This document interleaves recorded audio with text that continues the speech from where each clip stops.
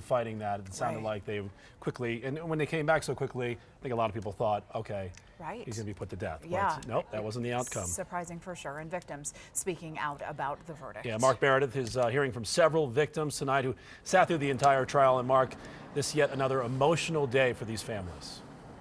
Emotional and surprising for some because, as we've been talking about with Julie, so many people expected the death penalty. I want to show you what's wrapping up right now here outside the Arapahoe County Courthouse. If you take a look, you can see that's the Aurora Police Chief, Chief Metz, who moved here recently from the Seattle area. He's speaking with a few of his officers, and if we continue to pan, I know there's quite a few different television cameras that are out here, but the District Attorney, George Blocker, he just got done speaking with the media. We also heard from a number of victims' families who spoke about their surprise, what it's been like for the last 3 years for them. Nobody wanted to fault the DA for this. We never heard anybody say something else could have been done differently. There wasn't any of that. This was a chance for them to say that while they didn't necessarily agree with what the jury decided, that they at least had their day in court and that they wanted the attention to be focused on the victims, all 12 of them. That they didn't want this notoriety or any sort of recognition to go to the person that's been on trial all of these months and all of these years now. That was something that we've heard ever since this trial began, is that they didn't want the attention focused on the shooter. They wanted it to be focused on those that they lost, the people that won't be at the Christmas dinner table anytime soon because of what happened on that July night, 2012. But I understand, Mr. Sullivan, I'm so sorry to bother you. We're live on the air right now. I know you just got done thanking the first responders. I was listening to you there on the kind of this grassy knoll. How are you doing right now? We're doing okay. I mean, we knew, it was coming here, and we're thankful that we got it played out all the way. So everybody got to hear all of the information.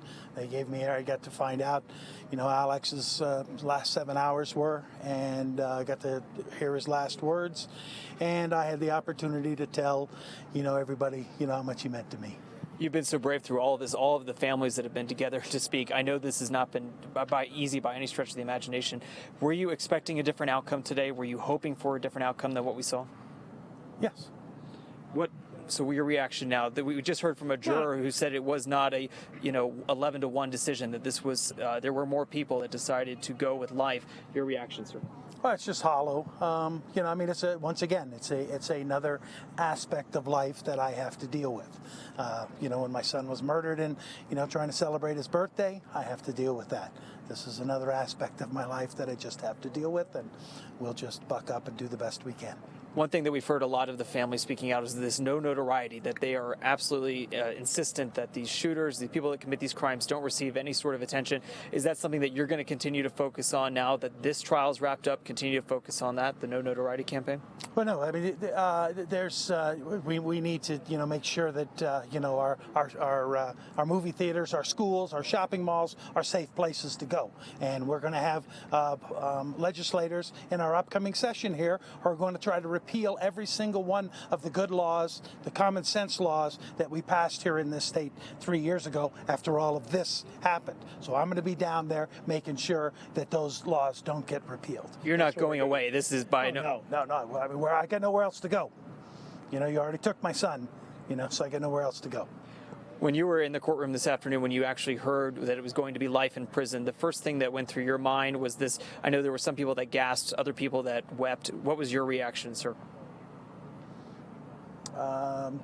It was just numbing. I mean, it was okay. All right. Now we'll move on. Your thoughts on how the district attorney's office prosecuted this case? We've heard a lot of support for George Brockler. Your thoughts, sir? Well, absolutely. I mean, that's what I said. I mean, if he hadn't done it the way that he had done it, there would have been, many questions that I never would have had answered. And I got all of those questions answered. And the community. And this community finds out, what is available, to people. How people have the easy access to this. And that people need to be vigilant. We need to, start talking to one another. We need to be paying attention. You don't know if your neighbor is the one who's, getting 160 pounds of ammunition, delivered to his door. And if he is, we need to be aware of it. Is there anything else you'd like to say for the people that are out there? You've had a lot of support, right? The community. Absolutely, yeah. Thank you for your support. Thank you for your prayers and thoughts. And believe me, we feel every single one of them. Mr. Sullivan, thank you so much, sir. I know that this has been easy for the last 3.5 years. Thank you so much. How kind you've been to the media. Sure. And we won't forget you either. All right, so thank you so much, sir. I appreciate that. Family of Alex Sullivan having a chance to speak today. It's one of those things that we've heard so many times for the last 3.5 years, statements just like that. These families that have had to go through so much and how brave they are to not only face the media, but to come to this courthouse every day. They've had to face a lot of tough questions. They had to take the stand. They had to answer things that none of us in our worst possible nightmares would ever want to have to talk about. And we also heard from some of the families that were out there speaking a little while ago. They mentioned that they really just don't want people to forget those 12. We know that the defendant's name isn't going to be brought up, that we're not going to have to go worry about an appeal, that we're not going to be talking about a prolonged trial again. But we can't forget about these 12 people that were there that night that did nothing wrong but go to the movies, there with their family and friends, had no idea what was about that they were about to walk into. And we've talked a lot about what we've seen so far in terms of different charities that have been set up. A lot of causes for these people. There was those that wanted to be sports broadcasters. There was others that were in the military. A lot of these people's causes still live on through the families as well as strangers.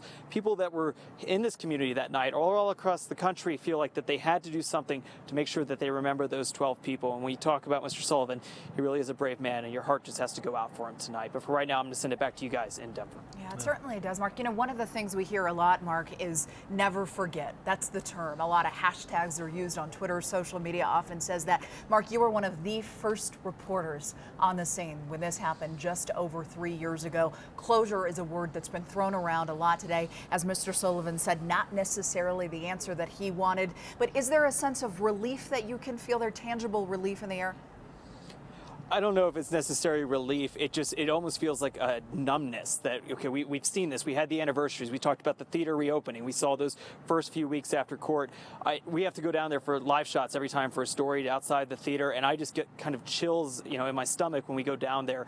It's the certain things. When we show the video a lot here on our newscast, and you can see where we were, the spilt popcorn on the ground. You can see the police tape, some bloody clothing. It brings you right back to that night. We were about a half mile away at first, and we got closer, and I'll never forget, 3 in the morning, the FBI had a press conference outside of the movie theater, and I was holding a microphone in one hand and a cell phone in another, and we could just shake as they said 12 people had been shot, and at that point 12 people were killed and even more shot. You'll just never forget it, and these families, they'll never forget it either. Mark, and you won't either.